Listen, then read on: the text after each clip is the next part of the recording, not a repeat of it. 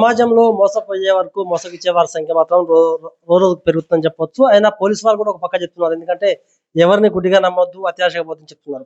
అయినా కూడా అత్యాశగా పోయే వారి సంఖ్య రోజుకు పెరుగుతుంది, డబ్బులు పోగొట్టుకుంటున్నారు.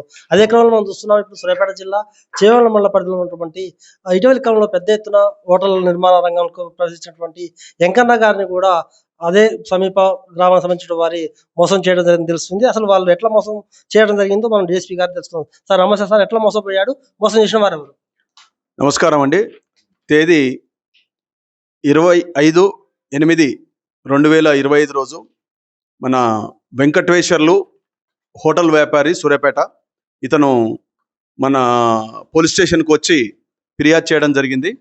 అందులో అంశం ఏంటంటే కొంతమంది దురాస్పల్లి గ్రామానికి చెందిన కొంతమంది వ్యక్తులు, అందులో ముఖ్యంగా గణేష్ అండ్ చంటి, వీళ్ళు అతను వ్యాపార రీత్యా మరియు కన్స్ట్రక్షన్ చేసేటప్పుడు ఈ వెంకటేశ్వర్లకు పరిచయం కావడం జరిగింది.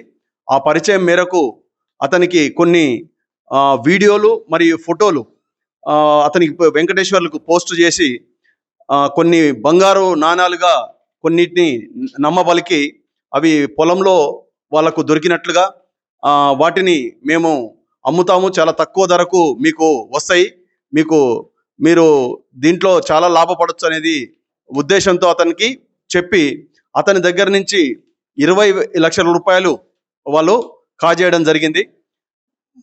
తర్వాత డబ్బులు తీసుకున్న తర్వాత వెంకటేశ్వర్లు ఆ నాణాల గురించి వాళ్ళని అడగగా వాళ్ళు నాణాలు ఇవ్వకపోగా అతని నువ్వు వేరే దేశంలో నువ్వు తిరగాలంటే నీ వీసా మొత్తం కూడా క్యాన్సిల్ అవుతుంది, మీ మీద కేసులు నమోదవుతాయి, మీరు మమ్మల్ని కొట్టినట్టుగా మమ్మల్ని హత్యాయత్నం చేసినట్టుగా మేము పోలీస్ స్టేషన్లో కేసు నమోదు చేస్తామని చెప్పేసి వాళ్ళు ఒక కలర్ పూసుకొని ఆ కలర్ తోటి మళ్ళీ వీడియోలు అతనికి పంపించి అతన్ని భయభ్రాంతులకు గురి చేయడం జరిగింది. ఈ విధంగా అతన్ని భయభ్రాంతులకు గురి చేసినందుకు మరియు అతని దగ్గర నుంచి డబ్బులు కాజేసినందుకు అతడు పోలీస్ స్టేషన్లో దరఖాస్తు ఇవ్వగా కేసు నమోదు చేసి అందులో 4 వ్యక్తుల్ని, వీళ్ళిద్దరు గణేష్ అండ్ చంటితో పాటుగా నవీన్, ఇంకో 4 వ్యక్తులను మొత్తం కూడా అందరినీ అరెస్ట్ చేయడం జరిగింది. వాళ్ళ దగ్గర నుంచి 13,25,000 రూపాయల నగదును స్వాధీనం చేసుకోవడం జరిగింది. మిగతా ఇంకా 5 వ్యక్తులు పరారీలో ఉన్నారు. వాళ్ళ దగ్గర కూడా కొంత నగదు ఉంది.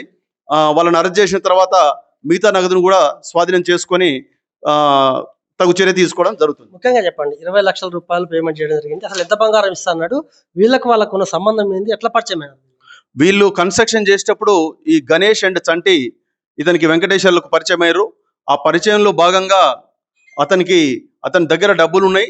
ఆ డబ్బులు ఎట్లయినా అతని దగ్గర నుంచి కాజేయాలని దురుద్దేశంతో వీళ్ళందరూ కూడా ఒక పథకం ప్రకారం కొన్ని వీడియోలు మరియు ఫోటోలు క్రియేట్ చేసి అవి బంగారంగా నమ్మబలికి అతనికి పోస్ట్ చేసి అతన్ని ఎక్కువ ఆశ చూపి, అవి ఫోటోలు మరియు వీడియోలు ఉన్నాయి, అది ఎంత అనేది కూడా వాళ్ళకు స్పష్టంగా చెప్పలేదు.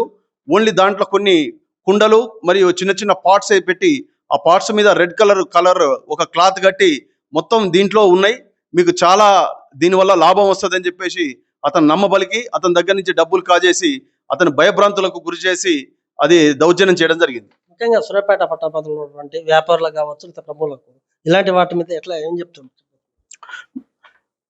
పట్టణ ప్రజలు మరియు వ్యాపారస్తులకు పోలీసు వారి సూచన ఏంటంటే ఎవరు అత్యాశ అనేది వెళ్ళకూడదు. ఎవరిని కూడా నమ్మి మీ యొక్క కష్టంగా సంపాదించిన డబ్బును వృధా చేసుకోవద్దు. ఎందుకంటే చాలామంది కొంత వ్యక్తులు ఏదో ఒక విధంగా నమ్మపలికి ఏదో ఒక ఆశ చూపి డబ్బులు కాజేయడానికి వాళ్ళు పన్నాగం చేస్తారు. కాబట్టి ఎవరైనా సరే ఇలాంటి వ్యక్తులు ఈ విధంగా మాకు దొరికినాయి వస్తువులు కానీ లేకపోతే బంగారం కానీ వెండి కానీ ఏ వస్తువులు ఎలాంటి అయినా సరే కాస్ట్లీ సంబంధించిన దొరికినాయి, ఈ విధంగా మేము అమ్ముతామని చెప్పేసి అంటే అది ఇమ్మీడియట్గా పోలీసు వారికి సమాచారం ఇచ్చి అట్టి నేరస్తుల్ని మీద వాళ్ళ చర్య తీసుకునే విధంగా ప్రోత్సహించాల్సిందిగా కోరుతున్నాం. ముఖ్యంగా మనం చూస్తున్నాము సూర్యాపేట జిల్లాలో మాత్రం ఈ మధ్యకాలంలో మాత్రము అవినీతిమయం అని చెప్పొచ్చు. ఎందుకంటే ఎక్కడ చూసినా కూడా ఒక పక్క ఆర్ఎంపీ డాక్టర్లు కావచ్చు, మరో పక్క ఇప్పుడు చూస్తున్నాము బంగారం కూడా ఉందని నమ్మబలకడం జరిగింది. పెద్ద ఎత్తున కూడా వాళ్ళు మోసపోవడం జరుగుతుంది. పోలీసులు ఒకటే చెప్తున్నారు, ఎవరు కూడా మోసపోవద్దు, ఎవరు చెప్పినా కూడా మోసపోవద్దు. అలా చెప్పిన వారిని ఏమంటే పోలీసులకు ఫిర్యాదు చేయాలని చెప్తున్నారు.